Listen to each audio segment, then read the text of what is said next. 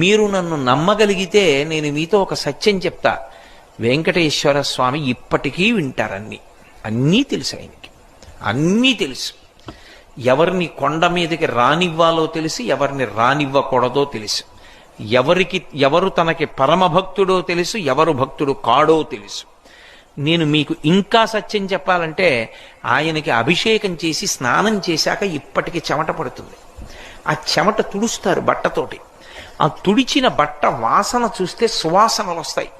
మొన్ననే నేను వెంకటాచలం వెళ్ళినప్పుడు ఆయన ఒళ్ళు తుడిచిన బట్ట కళ్ళజోడు తీసేయమని నా కళ్ళ మీద పెట్టారు.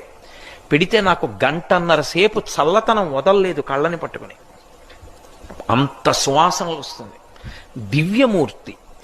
ఇప్పటికీ ఆరాధన చేసే పెద్దలను అడగండి, వెంకటేశ్వర స్వామి వారిని ముట్టుకున్నప్పుడు పసిపిల్లవాడి శరీరం ముట్టుకున్నంత మెత్తగా తగులుతూ ఉంటుంది అని చెప్తారు.